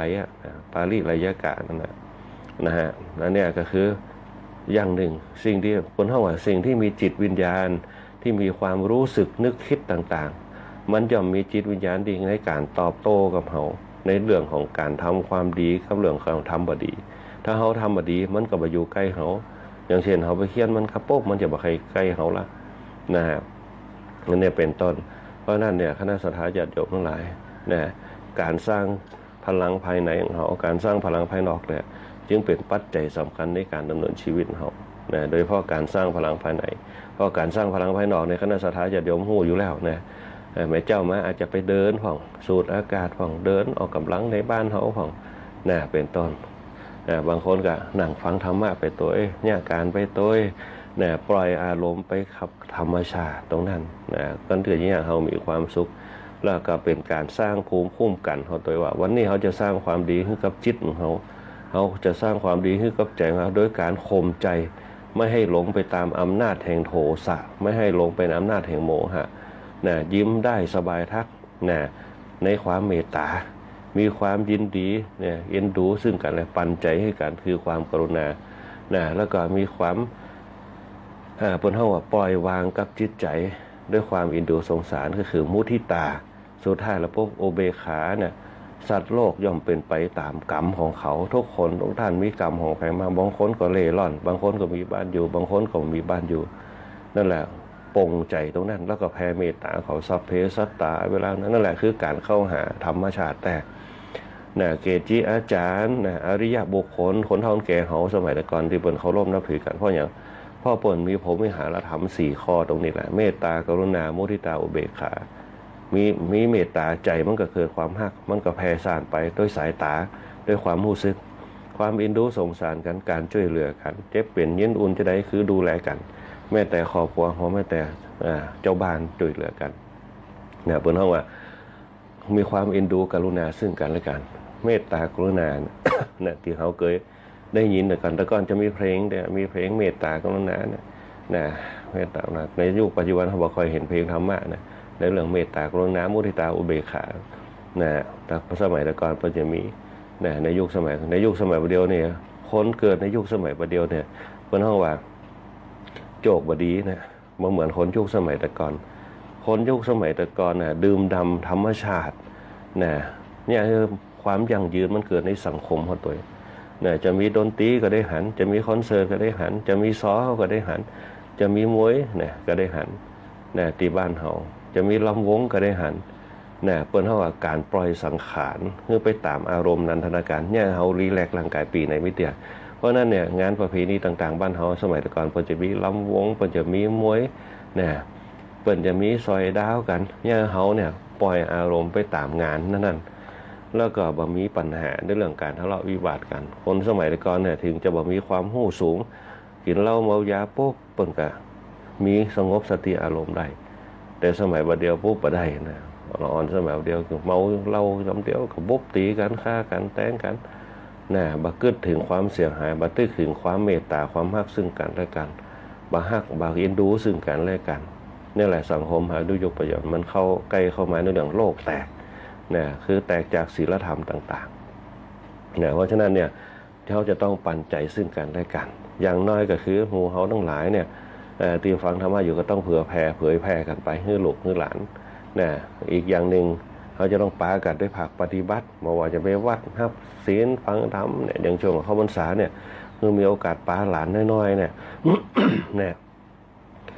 ไปกันพ่องคือฮู้จักศีลเนี่ยจะไปคุยกันจะไปเบียดเบียนเนี่ยไผเบียดเบียนกันด่าพ่อด่าแม่อย่างจะเป็นบาปนะเพราะเป็นสิริมงคลกับตัวเก่าเนี่ยคือจิตเฮาเนี่ยเป็นสันดานติดตัวไปวันหน้าจะลำบากอันนี้คือปานาอาทินนะเนี่ยก็คือเขาบ่ต้องไปละเมิดสิทธิหยังบ่ต้องไปเอาของเปิ้นบ่ต้องไปล่วงละเมิดสิทธิซึ่งกันและกันเวลาคนใหญ่อู้กันจะไปจะไปอันนี้คือมีมารยาทดีๆเนี่ยอันนี้คือเปิ้นเฮาว่ามาตรฐานของความเป็นมนุษย์ของเขาที่เขาสอนโลกสอนหลานอันนี้3ฮู้จักไว้ของตัวเก่าฮู้ได้ไว้ละอ่อนไว้รุ่นไว้ละอ่อนฮู้จักห้ามเฮียนไปวัดฟังธรรมพ่องคือฮู้จักจิตใจอ่อนโยนการทำบุญได้อย่างขึ้นมาได้ความดีที่เขาได้ทำความดีมันเป็นได้ความดีก็เนี่ยให้เขามีความสุขแคล้วคลาดปลอดภัยอยู่กับครอบครัวได้อายุเหมือนบางมูลตูนเต้าอายุเสี่ยงการวาสาไปอันนี้เป็นต้นฮู้จักไว้คนเฮาถ้าฮู้จักไว้มันจะมาบริหารชีวิตเป็นถ้าบ่ฮู้จักไว้มันจะบริหารชีวิตมันเป็นอย่างละอ่อนบ่ฮู้จักไว้ไว้ละอ่อนบ่ฮู้จักไว้เปิ้นห้ามเปิ้นเฮียนกันแต่เฮาไปให้เหี้ยบ่รับบ่นอนผ่องเล่นเกมเหี้ยวิทย์รถขี่รถกันมาบ่ฮู้จักไว้ก็ไปก่อนไว้อันควรในสังคมยุคปัจจุบันบางคนก็สถานพินิจว่าเดียวนี่ละอ่อนนักละอ่อนยุคสมัยว่าเดียวเข้าสถานพินิจนักโรงเรียนดัดสันดานเยอะในสมัยแต่ก่อนเปิดมาใหม่ๆมี 5-60 คนสถานพินิจเดี๋ยวมีเป็นร้อยเป็นพันเพราะฉะนั้นต้องบริหารให้ดีๆลูกหลานเฮาโดยเฉพาะการใจจริยธรรมคนนั้นยิ่งสังคมในยุคปัจจุบันเพิ่นจะเอาจริยธรรมคุณธรรมออกไปข้างนอกให้หมดเขาจะต้องสั่งสอนเขาโดยเฉพาะสร้างภูมิคุ้มกันสร้างรากฐานการทำบุญใส่บาตรพ่องเป็นต้นการไปวัดฟังธรรมพ่อง เนี่ยสร้างคือกับละอ่อนเฮาเนี่ยเสริมธรรมะเข้าไปเมื่อเขาเสริมเข้าไปปุ๊บละอ่อนก็จะมีคุณธรรมจริยธรรมมีพ่อแม่หลายคนที่เพิ่นสั่งสอนตัวคือมีจริยธรรมคุณธรรมแล้วเขาลองประเมินพฤติกรรมละอ่อนออกมาว่าละอ่อนที่เขาสอนเนี่ยมีจริยธรรมคุณธรรมนะกับละอ่อนที่เขาไม่ได้สอนจริยธรรมความอารมณ์จะแตกต่างกันแต่เขาจะต้องสอนให้เขามีปัญญาด้วยนะฮะปัญญาสำคัญนะสำคัญมากปัญญาเพื่อป้องกันนะปัญญาเพื่อไม่ให้ถลำผิดพลาดนะบางครั้งเนี่ยศึกษาธรรมะไปยังแต่ติดเปื่อนเนี่ยอันนี้สำคัญหลงเนี่ยเป็นห้องโมหะเข้ามาครอบงำต้องระมัดระวังนะสอนให้เขาหนึ่งรู้จักตัวเอง รู้จักผู้มีพระคุณรู้จักบุพการีนะอันนี้เป็นต้นแล้วก็สอนด้วยความกตัญญูกตเวทีรู้จักบุญคุณค้นนะต้องมองคนภายในขันปู่ย่าตายายพ่อแม่ผู้ฮื้อกำหนดผู้เปิดชีวิตผู้ฮื้ออุปการะคุณเฮาอันนี้เป็นต้นนะต้องช่วยกันสอนถ้าเขาไปช่วยสอนปุ๊บนะต่อไปในภายภาคหน้าเขาจะละของเก่าเขาจะเมาของใหม่นะลืมอริยธรรมประเพณีไปว่าฮู้จักหีดจักหอยกันนั่นเนี่ยเป็นต้นนะต้องหันมาฟื้นบนห้องจริยธรรมคุณธรรมถึงการศึกษาเนี่ยกระทรวงศึกษาเพิ่นจะบ่ใส่จริยธรรมคุณธรรมไปมากมายนะสังเกตพอในคณะสัตยาญาติโยมหลายสังคมการศึกษาประเดียวเนี่ยอย่างอาตมาภาพไปประชุมอย่างมาเนี่ยเขาจะเน้นเรื่องแผนนะเรื่องแผนเรื่องกิจกรรมเรื่องอย่างนั้นแต่ว่าธรรมะไม่มีโครงการต่างๆมีการพัฒนาหมดโครงการนั่นโครงการนี่แต่โครงการในเรื่องการพัฒนาจริยธรรมคุณธรรมไม่มีแต่สังคมต้องการคนดีคนดีเนี่ยที่แปลกนะคณะสัตยาญาติโยมหลายสังคมต้องการคนดี ทำงานต้องการคนดีเนี่ยแต่ว่าการศึกษาเนี่ยไม่ได้พัฒนาเรื่องจริยธรรมคุณธรรมอันนี้ก็แปลกดีนะเพราะฉะนั้นเนี่ยก็เป็นหน้าที่ของพ่อแม่เขาต้องสร้างสรรค์ต้องส่งเสริมในเรื่องการสร้างความดีให้กับลูก นะตรงนี้เป็นต้นการพัฒนาจิตใจมันเลยเป็นเรื่องภายในนะฮะเพราะฉะนั้น เพราะจะต้องเสริมเข้าไปโดยเฉพาะการเจริญธรรมะในการดำเนินชีวิตอย่างที่บอกเอาไว้คือการคณะสัตยาญาติโยมการสร้างพลังจิตพลังใจพลังภายในให้กับหมู่เฮาทั้งหลายเนี่ยมีพลังในการขับเคลื่อนในการดำเนินชีวิตเนี่ยเพราะสังคมประเดียวเฮาเนี่ยอารยธรรมวัฒนธรรมมันเปลี่ยนแปลงเนี่ยคนเฮาลืมเนี่ยเพิ่นเฮาว่า ลืมสามัญสำนึกไปพอลืมสามัญสำนึกมันก็เลยบ่ฮู้จักผิดชอบชั่วดีมันจึงมีเหตุการณ์ที่ผิดธรรมชาติไปเยอะนะอย่างเช่นการทำร้ายซึ่งกันและกันเนี่ยข้อที่หนึ่งอันที่สองการละเมิดสิทธิซึ่งกันและกันเนี่ยหลอกลวงกันป้องเนี่ยจุเอาตั้งกันป้องเนี่ยอันนี้เป็นต้นอันแรกก็คือบ่สนใจละคนเฒ่าคนแก่แล้วเด็กอ่อนก็ทำร้ายคนเฒ่าคนแก่ได้เนี่ยอันนี้คือศีลข้อหนึ่งข้อสองข้อสามคือบ่ฮู้จักเพศจักวัยเนี่ยละอ่อนน้อยเดี๋ยวตัวน้อยเดี๋ยวเนี่ยป .1 ป .2 เนี่ยสูบบุหรี่กินเหล้ากันละแค่จะมีแฟนกันละเนี่ยก็คือข้อที่สามบ่ฮู้จักวัยแล้วบ่ฮู้จักห้ามจักเหียนนะแล้วก็บ่ฮู้จักบุญคุณของพ่อแม่นะเอาเปื้อนเป็นใหญ่อันนี้สังคมส่วนมากในยุคปัจจุบันนะส่วนน้อยเพิ่นก็มีอยู่ที่เพิ่นสอนลูกสอนหลานนะก็ยังมีอยู่บ่ใช่ว่ามีแต่สังคมเฮาในยุคปัจจุบันมันเริ่มจะเข้ามาหายุคแบบนี้แล้วนะอันนี้คือข้อที่3ข้อที่4ก็คือนะเริ่มจะบิดเบือนความจริงกันนะเรื่องบิดเบือนความจริงลองถามลูกหลานว่าถ้าลองไปถามอย่างที่มันเขาจะถามเขาจะตอบเดียวคือบ่ฮู้เนี่ยบ่ฮู้นักที่สุดบ่ฮู้อย่างเดียวแต่ถ้าถึงเวลาปุ๊บเขาฮู้ของเขาแต่เขาถามแต่ปุ๊บบ่ฮู้แต่ความจริงปรากฏไปได้ปุ๊บนั่นแหละถึงจะฮู้แล้วก็สารภาพมันสายไปซะแล้วเนี่ยคือข้อที่4เนี่ยเปิ้นเฮามุสาวาทบางอย่างเนี่ยปกปิดความลับนะบ่ฮื้อพ่อแม่ฮู้ก็มีเพียงฮู้ที่หลังปุ๊บไปละแก้บ่ได้ละเนี่ยมีหลายอย่างโดยเฉพาะเรื่องการศึกษาเนี่ยบางคนไปโรงเรียนแต่บ่ห้ามบ่เรียนนะฮะอันนี้เป็นต้นไปแอวเหียเนี่ยเป็นต้นในยุคปัจจุบันนะพอมาขึ้นได้ปุ๊บเรียนบ่จบละอันนี้เป็นต้นเนี่ยคือข้อที่4นะครับอย่างกระจุเอาตังค์ไปโรงเรียนของแกนั่นแกนี่หลงกิจกรรมนั่นกิจกรรมนี่นะสุดท้ายปุ๊บบ่หลงสักกรรมนะเลยบ่จบไปเนี่ยอันนี้เป็นต้นเนี่ยหลังอ่อนในยุคปัจจุบันมันขาดอย่างไรมันขาดศีลธรรมเนี่ยคือขาดจิตสำนึกนะเขาขาดสำนึกปุ๊บเลยไม่รู้จักผิดชอบชั่วดีอันนี้เป็นต้น เนี่ยอันอ่อนในยุคปัจจุบัน ต่างกับคนอายุในสมัยก่อนนะยุคสมัยก่อนสุดท้ายระบบการดำเนินชีวิตก็ประมาทบางคนก็หลงผิดพลาดไปยาเสพติดบางคนก็หลงผิดพลาดไปเรื่องของสังสรรค์ที่หาก็เปิ่นกับฝูงเนี่ยมันเลยเนี่ยคือประมาทขาดสติเนี่ยสุดท้ายระบบความยั่งยืนแห่งชีวิตอายุวันโนสุขังพละก็จะบังเกิดขึ้นกับวงจรชีวิตตัวเก่านั่นเองนะเพราะฉะนั้นเนี่ยคณะสัตยาญาติโยมนะวันนี้อาจจะเป็นธรรมะที่เปิ้นเฮาว่ากระแทกไปพ้องในเรื่องของการดำเนินชีวิตแต่สุดท้ายแล้วปุ๊บเนี่ยเขาจะหนีธรรมะไปบ่พ้นในการพัฒนาชีวิตของเขาในการสร้างพลังจิตพลังใจพลังภายในให้มันแข็งแกร่งขึ้นได้อย่างที่บอกเอาไว้นะว่าโครงสร้างคนเขาเนี่ยจะต้องมีศีลมีตานมีภาวนาแล้วพัฒนาขึ้นไปถึงนะเปิ้นเฮาว่าศักยภาพนะศักยภาพในการดำเนินชีวิตของเขานะในการดำเนินชีวิตตามหลักธรรมที่เขาได้อู้กันไปนะว่าจะเป็นการพัฒนาชีวิตของเขาเนี่ยย่อเกิดความสำเร็จนะถ้าเขาตั้งมั่นอยู่ในศีลในตานในภาวนาพัฒนาชีวิตของเขามีพลังภายในที่ดีมีศรัทธาอยู่ในตัวมีความเชื่อมั่นอยู่ในตัวนะมีศรัทธาความเชื่อมั่นอยู่ในตัวมีความเพียรอยู่ในตัวมีความละกึดใดนะอยู่ในตัวมีความตั้งมั่นอยู่ในตัวสุดท้ายแล้วปุ๊บเนี่ยทุกอย่างเนี่ยมันจะอยู่ในกำมือของเขาที่เขาจะทำอะไรอย่างก็ได้เขาจะคิดอะไรอย่างก็ได้เขาจะเริ่มต้นทำอย่างก็ได้มันจะประสบความสำเร็จถึงเขาจะไม่มีความรู้สูงก็ตามเนี่ยเป็นเท่ากับการสร้างพลังภายในเนี่ยให้เกิดความสำเร็จเกิดขึ้นมาเนี่ยเหมือนกับทุกท่านบางเตี่ยบางคนตุกมาตั้งแต่น้อยพอหิหมากล้าขึ้นปุ๊บเนี่ยมีฐานะร่ำรวยขึ้นมาเนี่ยขึ้นมาได้เพราะอย่างเนี่ยเพราะความเชื่อมั่นในตัวเก่าที่เขาจะต้องทำเพื่อใดเขาจะต้องมีสตังค์เพื่อใดเขาจะต้องมีความสุขในบ้านปลายชีวิตเพื่อใดเนี่ยมีความเชื่อมั่นเนี่ยมีความเชื่อมั่นแล้วก็มีความเพียรพยายามเนี่ยมีความเพียรพยายามในความตั้งใจที่เขาตั้งใจเอาไว้เนี่ยเพราะสังเกตพอในเวลาสนทนากับคนเท่าโอ้แต่ก่อนที่แม่นี่ตุกนะ เนี่ยตุกกว่าจะก่อร่างสร้างแปลงการร่างสร้างตัวขึ้นไปได้บ่ใจง่ายๆเนี่ยอันนี้เป็นต้นเนี่ยจนในที่สุดปุ๊บเนี่ยส่งลูกส่งหลานนำเฮียนจบสูงอันนี้ก็มีเยอะแยะนี่แหละคือผลของรากฐานในชีวิตคือมีความเพียรบางคนหาบกับข้าวขายผ่องหาบขนมเส้นขายผ่องในสมัยเก่าเนี่ยเปิ้นมีความเพียรเนี่ยแล้วก็มีสติในการคิดได้ว่าเนี่ยตะกอนเขาตกมาเนี่ยเขาจะบ่เนี่ยคือมีความทุกข์เก็บสะสมเงินทองเพราะผลแห่งการเก็บสะสมเงินทองปุ๊บการใช้จ่ายมันก็สะดวกขึ้นนะอันนี้เป็นต้นเนี่ยคืออนาคตเป้าหมายแห่งอนาคตมันยั่งยืนถึงเขาจะตุกจังมันของลูกของหลานอยู่ดีมีสุขกันบางคนตั้งเป้าหมายไว้อย่างนั้นนี่แหละคือการดำเนินชีวิตไปธรรมะหรือว่าธรรมชาติหนึ่งมีความเชื่อมั่นในตัวเก่าเขาจะต้องไปตามวัตถุประสงค์เป้าหมายของเขานี่แหละคนเฒ่าแก่เขาเนี่ยอาตมาภาพเชื่อว่าเนี่ยยิ่งจบปริญญาด้วยซ้ำแต่เพียง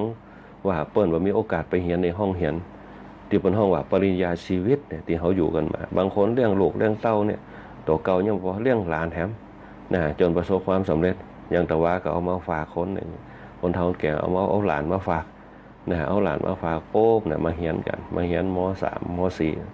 เอามาฝากเรียนกันนะอยากให้เรียนแต่ว่ามีสตังค์เรียนต่อนะเปิ้นเสี่ยงกาเทิมกันเขาเลยปามาติดโรงเรียนวิสุทธิวิทยากรก็เลยฮับเอาไว้นะเป็นละอ่อนนะเขาก็ยังมีโครงการต่างๆเปิ้นฟังมาเรียนทีนี้แล้วโป๊บเนี่ยเขาก็อยากฝากฝังเอาไว้อนาคตก็จะมีอย่างของถ้าเขาบ่ออกเหตุก่อนถ้าเขาบ่ให้เหตุก่อนเป้าหมายของเขาเนี่ยก็อยากเอาไปเรียนสถานที่ต่างๆที่เปิ้นเรียนฟรีนี่อยู่พี่จบมามีงานทำตัวก็เคยเสริมเพิ่นนะฮะอันนี้ก็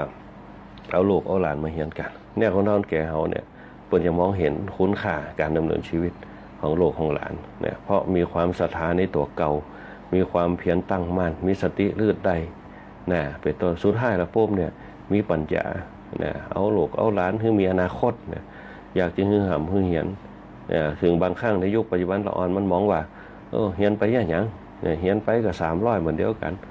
แต่เขาบ่สามารถจะฮู้ได้ในอนาคตข้างหน้าเนี่ยยิ่งเฮียนเข้าไปปุ๊บที่การศึกษาเป็นเรื่องสำคัญนะเป็นเรื่องสำคัญมากถ้าเขาเฮียนไปปุ๊บมันก็ตึงมีตำแหน่งมีหน้าที่เป็นข้าราชการทหารตำรวจได้นะการศึกษาแล้วก็พัฒนาชีวิตตัวเก่าให้มีความ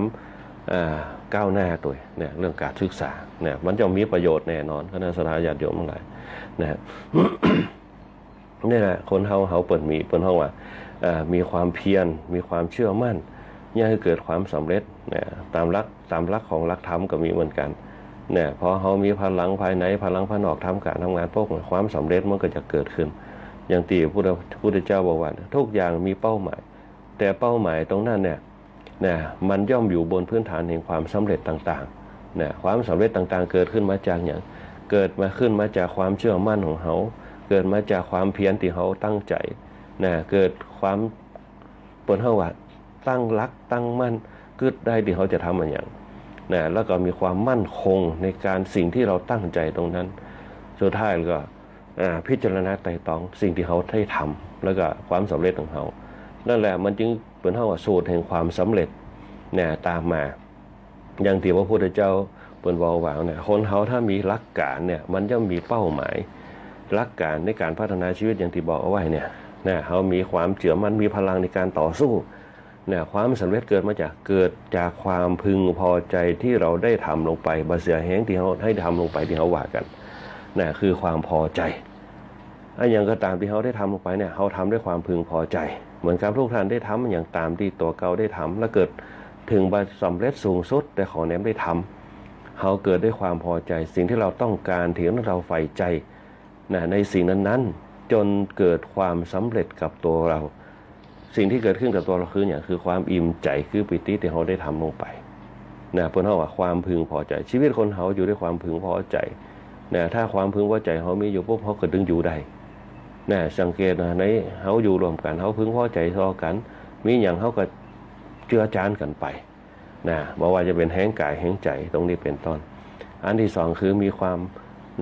สูตรแห่งความเพียรอดทนเข้มแข็งมาย่อท่อในสิ่งต่างๆเขาจึงสำเร็จขึ้นมาแล้วก็ความตั้งมั่นธรรมะของพระพุทธเจ้าเขาจะหนีความเพียรหนีความเพียรความอดทนความตั้งมั่นไปบ่ป้นสุดท้ายแล้วปุ๊บสุดท้ายความไต่สารจะเกิดขึ้นมาคือความคิดความไต่ตองหรือว่าปัญญาถึงมันจะบรรเจข้อของปัญญาแต่มันก็ข้อแห่งวิมังสาความคิดไต่ตองทดลองพิจารณาไข้ควรตรวจหาเหตุผลตรวจสอบสิ่งนั้นสิ่งนี้วางแผนวัดผลมันจะเป็นสูตรสำเร็จแห่งการดำเนินชีวิตเอาด้านแก้เขาเปิ่นมีเพียงแต่ว่าเปิ่นบอกหูไหมคือหลักการที่ทำมากนั่นแหละเป็นห้องปริยาชีวิตที่เขามีกันเขาจึงมีความสำเร็จในขณะที่เขาดำเนินชีวิตอยู่แล้วก็ลูกหลานเขาจะเป็นจะได้ขึ้นอยู่กับตัวเขาขึ้นอยู่กับการปลูกฝังตัวในการดำเนินชีวิตเพราะฉะนั้นก็ขอฝากให้กับคณะสัตยาธิโยมทั้งหลายตัวในการสร้างสรรค์บรรดาให้ลูกให้หลานเขาแล้วก็เผยแผ่ธรรมะไปตัวเป็นตัวแทนของพระสงฆ์ก็ได้ในการเผยแผ่ธรรมอย่างน้อยก็คือภาคปฏิบัติคือไปเข้าวัดฟังธรรมใกล้เข้าพรรษาปุ๊บป้าเขาไปวัดฟังธรรมบอกให้พ่อให้แม่ครับผมเราในยุคสมัยประเดียวคนสมัยประเดียวก็คือบางครั้งบ่ค่อยเข้าวัดต่อใดเขากับป้ากันไปห้องอันนี้เป็นต้นป้าเขาเข้าวัดเข้าวาน้อมจิตน้อมใจไปตั้งศีลตั้งธรรมมันเคยยังให้เกิดประโยชน์กับตัวเขาตัวอันนี้คือการน้อมเข้าไปสู่ธรรมชาติก็เจริญพรอนุโมทนาบุญกับคณะสัตยาธิโยมกุคนตัวที่เข้ามารวมรับฟังรายการธรรมะยามเจ้าเป็นกำลังใจซึ่งกันและการสร้างบารมีธรรมด้วยกันในรายการธรรมะยามเจ้าคณะสัตยาธิโยมทั้งหลายก็บอกว่าจะเป็นทุกคนทุกท่านที่มาสร้างพลังภายในพลังจิตพลังใจให้เกิดบารมีในจิตของตัวเก่าบอกว่าจะเป็นคุณโยมแม่อภัยคุณโยมสารวัตรคุณโยมมนชนกคุณโยมแดงหวานคุณโยมแม่ปานน้องคุณโยมแสงเดือนคุณโยมเพนคุณโยมกัญญาคุณโยมแม่เพ็ญศรีตัวแล้วก็คุณโยมปานอมคุณโยมลาวันคุณโยมธนชาคุณโยมมิชิโกคุณโยมนพดลคุณโยมแสงเดือนคุณโยมสงพรทรงพรคุณโยมอาเมงคุณโยมพ่อสุขนคุณโยมนวลศรีคุณโยมทรงพลคุณโยมสมพรคุณโยมสง่าคุณโยมจันทร์ฟองคุณโยมบวรคุณโยมเอราวัณคุณโยมศรีพันธ์คุณโยมคำมวลคุณโยมแอดตัวแล้วก็คุณโยมสุภาพรโยมใบคุณโยมสุภาวดีแล้วก็คุณโยมนพรัตน์แล้วก็คุณโยมอารีคุณโยมอุสีตัวที่เข้ามารวมรับฟังรายการธรรมะยามเจ้าในช่วงตอนเช้านี่คุณโยมศรีเดือนคุณโยมคนแก่บ้านคุณโยมคำมวลคุณโยมอุสีคุณโยมยงจุดจุยคุณโยมอารีคุณโยมมะลิคุณโยมใบคุณโยมลาคุณโยมสุภาวดีคุณโยมเอราวัณคุณโยมสุภาพรคุณโยมบวรคุณโยมฟองคำคุณโยมสง่าตัวคุณโยมสมพรคุณโยมแม่วินิจคุณโยมบุญเตียงคุณโยมอาเมงคุณโยมรสสุคนคุณโยมนภัสสรคุณโยมนภัสกรแล้วคุณโยมนิรนาถตัวคุณโยมนพดลคุณโยมมิชิโกคุณโยมลาวันคุณโยมที่พวันตัวคุณโยมธนชาคุณโยมปราน้อมคุณโยมแม่เพ็ญศรีคุณโยมแสงเดือนคุณโยมแดงหวานคุณโยมยุทธนาคุณโยมมนชนกคุณโยมสรวุฒิตัวที่เข้ามาสวมสร้างบารมีธรรมด้วยกันในช่วงตอนเจ้านี่ คุณโยมใบนะคุณโยมรถสุคนตัวนะแล้วก็คุณโยมยุทธนาตัวคุณโยมปะโคพรธรรมชัยตัวตำบลตรงธงชัยปะโคตำบลบ้านไหลศิลาทองตัวปอตะเลยตัวนะต่างบ้านกำแพงเมืองนะแล้วก็คุณแม่สุรีนะต่างบ้านตรงหัวจ้างคุณแม่สลวยนะบ้านคัตเทริยาตัวที่ฟังรายการธรรมะยามเจ้าอยู่ปานันทวดีตัวนะคุณโยมแม่ปีนเพชรตัวต่างบ้านบอนหินแก้วนะแล้วก็ตุปีติคามโนพิโคตุปีอภินันโทมิโคพระครูพิทักษ์ปริยานพระครูวิจารณ์ของการตุลุงแดงเฮาตัวต่างวัดนากวมเหนือนะที่ฟังรายการธรรมะยามเจ้าอยู่ตุเจ้าธรรมดาตั้งเสริมงามตัวนะพระครูโสพลตั้งห้างชัดตัวที่ฟังรายการธรรมะยามเจ้าอยู่นะวันนี้เวลาหมดเวลาธรรมภาพพระปุ๋ยบุญปริยัติยากรนะก็ขอเจริญพรลานะกับคณะสัตยาญาติโยมทั้งหลายนะก็ขอฝากความห่วงใยไปตัวตั้งวันมานะที่เป็นน้ำท่วมกันในช่วงนี้นะที่เป็นน้ำท่วมกันนะขอความสุขความเจริญพรกับคุณโยมสมบูรณ์ตัวที่เข้ามารวมรับฟังรายการธรรมะยามเจ้าคุณโยมแม่อุศรีตัวนะวันนี้ธรรมภาพพระครูวิบูลย์ปริยัติยากรพร้อมกับหัวหน้าฝ่ายช่างหัวหน้าประสานทีมทองตีขวบภูมิภาพของเสียงนี้ขอเจริญพรลาคณะสัตยาญาติโยมเอาไว้แต่เพียงโอกาสหน้าก่อนมาพบปะกันใหม่ขอคณะสัตยาญาติโยมหลายจงมีอายุมีวรรณะมีสุขะมีพละมีปฏิภาณมีธนสารสวัสดิ์ทุกผู้ทุกคนด้วยเทินก็ขอเจริญพรติดตามรับฟังรายการธรรมะยามเช้าได้ใหม่ในวันและเวลาเดียวกันนี้ทางสถานีวิทยุกระจายเสียงแห่งประเทศไทยจังหวัดลำปาง FM 97 เมกะเฮิรตซ์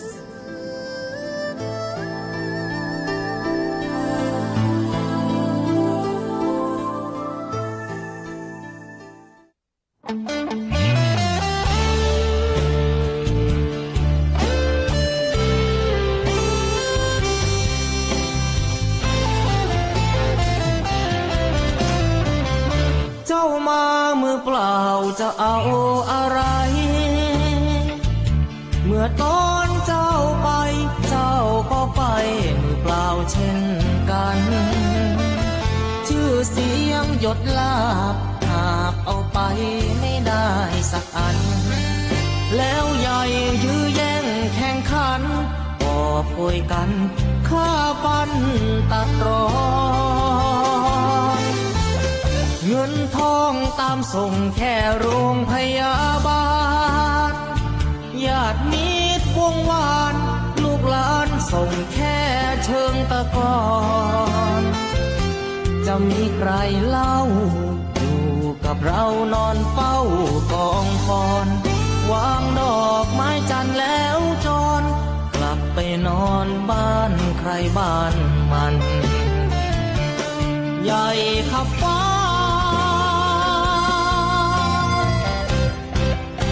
แต่ยังเล็กกว่าฟ้าลงตึกโตโอทงสุดท้ายนอนลงเหมือนกันไปไม่กลับหลับไม่ตื่นฟื้นไม่มีวันชีวิตหลังความตายนั้นนรกสวรรค์ยังรอบาปบุญดีชั่วติดตัวเมื่อตายเงินทองมากมายคนเอาไปไม่ได้หรอกน้อร่างนอนแน่นิ่งไม่ไหวติ่งเหมือนดังต้นตอตราสังมัดแขนผู้คอไฟไม่หงิกงอเป็นเท่าวีพง